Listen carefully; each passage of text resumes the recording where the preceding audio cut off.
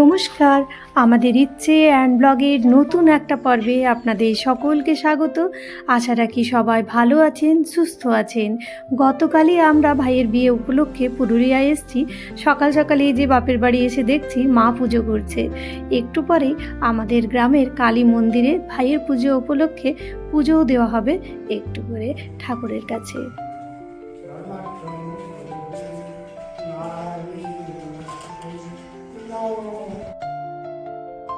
চলুন, মন্দিরে পুজো হয়ে গেছে, এই যে গেট ফেটো রেডি।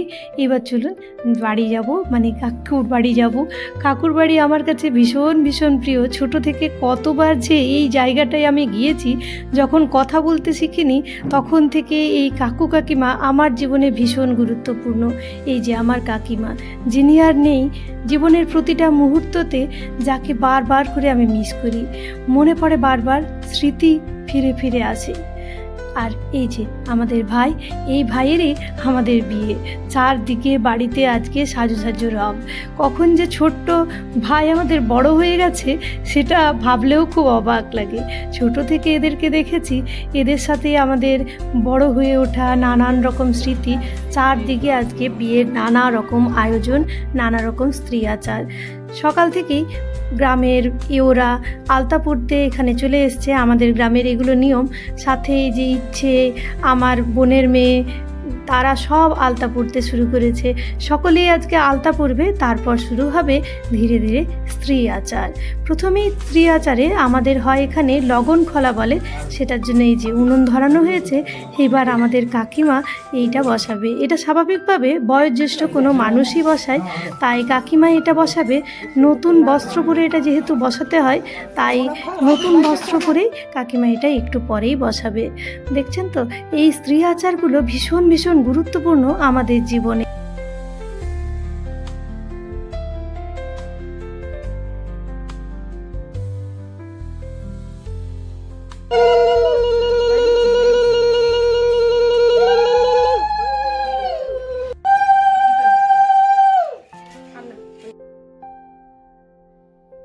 এই খইগুলো খুব যত্ন করে আবার গুছিয়ে রাখতে হয়। কেন বলুন তো?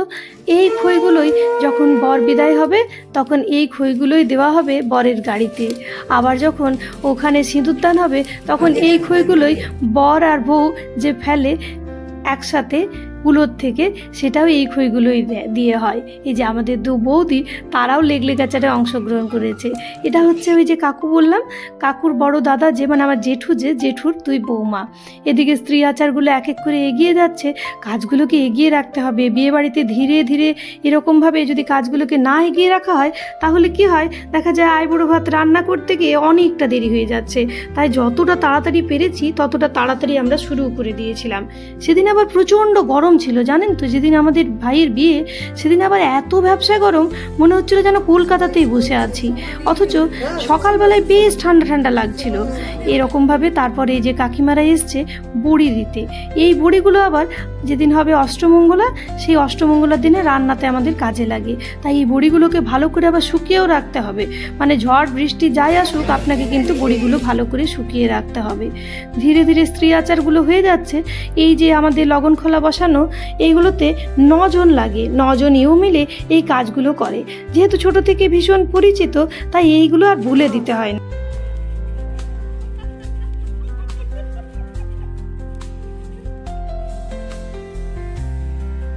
এইবার কাকুর মেজো মেয়ে, মানে আমাদের বুবুন, লেগলেগাচারে অংশগ্রহণ করছে। ছোট যে বোনটা আছে, মানে কাকুর যে ছোট মেয়ে, তার আবার এবছরই শ্বশুরমশাই মারা গেছে, তাই সে এই লেগলেগাচারে অংশগ্রহণ করতে পারেনি। এইবার এসছে আমার বোনের যা। এই নানান রকম সবাই মিলে চলুন স্ত্রী আচারগুলোকে কমপ্লিট করে ফেলছি।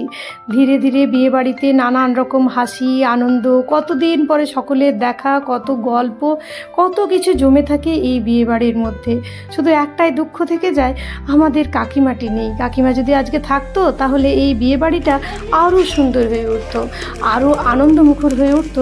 কেননা কাকিমার যে ব্যবহার ছিল, সেই ব্যবহারের তুলনা মনে হয় কোনোদিনই কারোর সাথে করা যাবে না।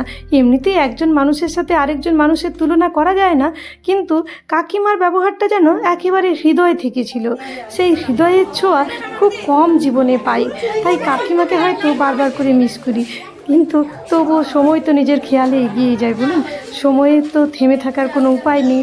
তাই সময়ের খেয়ালে ধীরে ধীরে আনন্দমুখর এই বিয়েবাড়িটাতে অনেক দিন পরে সকলের যেহেতু দেখা, তাই নানান রকম আড্ডা, নানান রকম গল্প, আনন্দ, হাসি মজা, বাচ্চাগুলোর হাসি মুখ, খেলা, সব কিছু মিলিয়ে বিয়েবাড়ি ধীরে ধীরে বেশ সুন্দরভাবে জমে উঠেছে।